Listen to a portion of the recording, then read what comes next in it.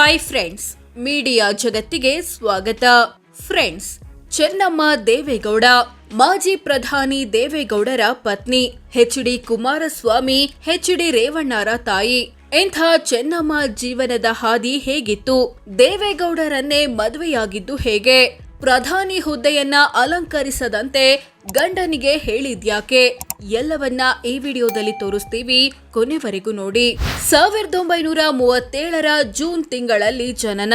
ಚೆನ್ನಮ್ಮ ಹುಟ್ಟಿದ್ದು 1937ರ ಜೂನ್ ತಿಂಗಳಲ್ಲಿ ಏಕಾದಶಿ ದಿನ. ಅಂದಿನ ಮೈಸೂರು ರಾಜ್ಯದ ಹಾಸನ ಜಿಲ್ಲೆಯ ಮುತ್ತಿಗೆ ಹಿರೇಹಳ್ಳಿ ಎಂಬಲ್ಲಿ. ತಂದೆ ಪಟೇಲ್ ದೇವೇಗೌಡ ಊರಿನ ಪಟೇಲರಾಗಿದ್ರು. ತಾಯಿ ಕಾಳಮ್ಮ. ಈ ದಂಪತಿಯ 8 ಮಕ್ಕಳಲ್ಲಿ ಒಬ್ಬರಾಗಿ ಜನಿಸಿದ್ರು ಚೆನ್ನಮ್ಮ. ಇವರಿಗೆ 4 ಸಹೋದರರು, 3 ಸಹೋದರಿಯರು. ಇವರದ್ದು ಶ್ರೀಮಂತ ಕುಟುಂಬ, ಒಕ್ಕಲಿಗ ಸಮುದಾಯ. ಹುಟ್ಟೂರಲ್ಲಿ ಶಿಕ್ಷಣ, ಓದಿನಲ್ಲಿ ಮುಂದೆ. ಮುತ್ತಿಗೆ ಹಿರೇಹಳ್ಳಿಯ ಶಾಲೆಯಲ್ಲಿ 4ನೇ ತರಗತಿವರೆಗೆ ಶಿಕ್ಷಣ ಪಡೆದ ಚೆನ್ನಮ್ಮ ನಂತರ ಹಳೆಕೋಟೆಯಲ್ಲಿ 7ನೇ ತರಗತಿವರೆಗೆ ಓದಿದ್ರು. ಉತ್ತಮ ಅಂಕಗಳೊಂದಿಗೆ ಶಾಲಾ ಶಿಕ್ಷಣ ಮುಗಿಸಿದ್ರು. 1954ರಲ್ಲಿ ಎಚ್.ಡಿ. ಜೊತೆ ಮದುವೆ. ಚೆನ್ನಮ್ಮ ಶಾಲಾ ರಜಾ ದಿನಗಳಲ್ಲಿ ಹರದನಹಳ್ಳಿಯಲ್ಲಿದ್ದ ತಾತ ಪಟೇಲ್ ಸುಬ್ಬೇಗೌಡರ ಮನೆಗೆ ಹೋಗ್ತಿದ್ರು. ಆಗ ಇವರಲ್ಲಿದ್ದ ಸರಳ ಸ್ವಭಾವ, ಹಿರಿಯರ ಮೇಲಿದ್ದ ಗೌರವ ದೇವೇಗೌಡರ ತಾಯಿ ಲಕ್ಷ್ಮೀ ದೇವಮ್ಮರ ಗಮನ ಸೆಳೆಯಿತು. ಈಕೆಯನ್ನೇ ಸೊಸೆಯನ್ನಾಗಿ ತರಬೇಕು ಅನ್ಕೊಂಡ್ರು. ಆದ್ರೆ ಮದುವೆಗೆ ಚೆನ್ನಮ್ಮ ಪೋಷಕರು ಆರಂಭದಲ್ಲಿ ಹಿಂದೇಟು ಹಾಕಿದ್ರು ಎನ್ನಲಾಗುತ್ತೆ. ಬಳಿಕ ಸಂಬಂಧಿಕರೆಲ್ಲ ಹುಡುಗ ಒಳ್ಳೆಯವನು, ಡಿಪ್ಲೊಮಾ ಮಾಡಿದ್ದಾನೆ, ಒಳ್ಳೆ ಕೆಲಸ ಸಿಗುತ್ತೆ ಅಂತ ಹೇಳಿ ಒಪ್ಸಿದ್ರು.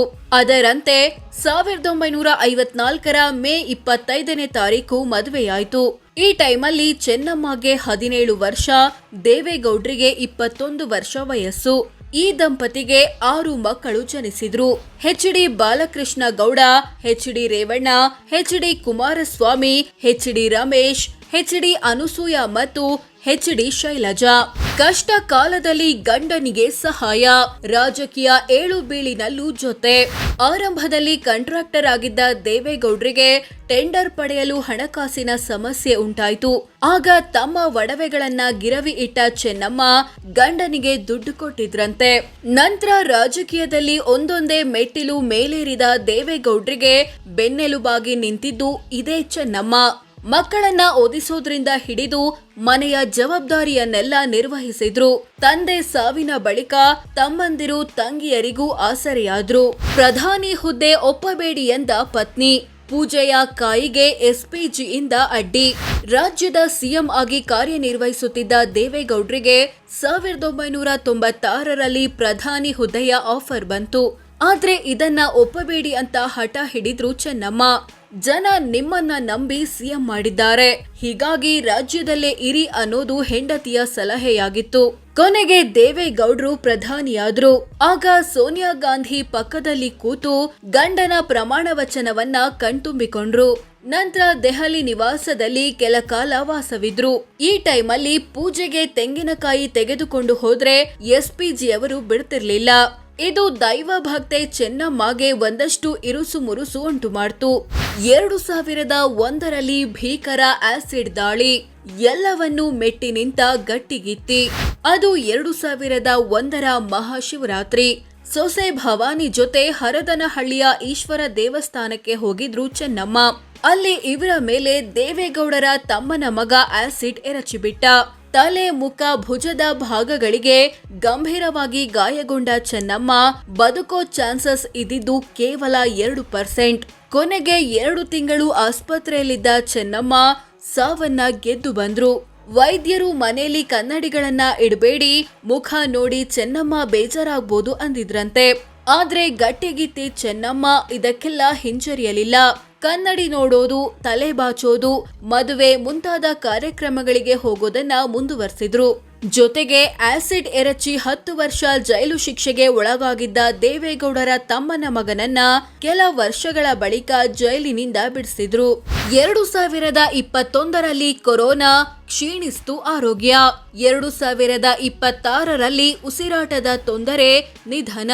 ದೇವರನ್ನ ತುಂಬಾ ನಂಬ್ತಿದ್ದ ಚೆನ್ನಮ್ಮ ಪೂಜೆ ವ್ರತದಲ್ಲೇ ದಿನದ 5-6 ಗಂಟೆ ಕಳೀತಿದ್ರು. ಪ್ರತಿ ಶುಕ್ರವಾರ ದೇವಸ್ಥಾನಕ್ಕೆ ಹೋಗ್ತಿದ್ರು.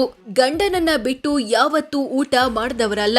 ಇಂಥ ಚೆನ್ನಮ್ಮಗೆ 2021ರಲ್ಲಿ 2 ಬಾರಿ ಕೊರೋನಾ ಸೋಂಕು ತಗುಲಿತು. ಇದರಿಂದ ಶ್ವಾಸಕೋಶಕ್ಕೆ ಡ್ಯಾಮೇಜ್ ಆಗಿ ಆರೋಗ್ಯ ಕ್ಷೀಣಿಸ್ತಾ ಹೋಯ್ತು. ಕಾಲಕ್ರಮೇಣ ಮನೆಯಲ್ಲೇ ಮಿನಿ ಐಸಿಯು ರೆಡಿ ಮಾಡಲಾಯಿತು. ಕೊನೆ ದಿನಗಳಲ್ಲಿ ವೀಲ್ ಚೇರ್ ನಲ್ಲೇ ಪೂಜೆ ಪುನಸ್ಕಾರ ಮಾಡ್ತಿದ್ರು.